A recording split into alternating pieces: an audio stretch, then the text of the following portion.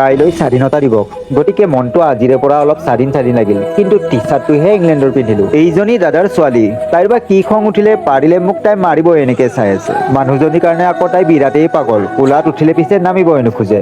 কিন্তু এতিয়া সিহঁতক বাই বাই দি কামলৈ ওলালো। কামত যাবলৈ ওলালে কিবা নহলে কিবা এটা বিপদ আহিবই। দেখিলে নে বৰষা বাইদেউ আহি ৰাস্তা ঘাট গেলগেলীয়া কৰি পেলাইছে। টকা পইচা নোহোৱা মানুহ যি, গতিকে ৰ'দ বৰষুণনো চাই থাকি কি হব, কামলৈতো যাবলৈ লাগিব। গতিকে বোকা পানী গছকি হলেও কামলৈ আহি পালো। মোতকে আগত আকৌ টেনচন দাদাহে আহি বহি আছে। কামৰ জেগাত এটা নতুনকে লাইব্ৰেৰী বনোৱা হৈছে। লাইব্ৰেৰীখন সজোৱা কামটো আমাকে দিছে। এইবোৰ কিতাপ ৰখা ঠাই, মানে এখন এখনকে ভালকে মিলাই থব লাগিব।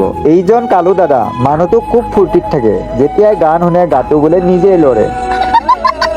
বাৰু যি নহওক, হাঁহি ধেমালিৰে দিনটো পাৰ কৰি ঘৰলৈ আহি চাহকাপ খাই ললো। মোৰ বাৰু আজি দিনটোৰ কাৰণে ডিউটি সমাপ্ত। কিন্তু মাইকী মানুহজনী এতিয়াও ডিউটি শেষ হোৱা নাই। সঁচাই নাৰী জাতিটোক প্ৰণাম। নাৰী হোৱাটো ইমান সহজ কথা নহয় দেই।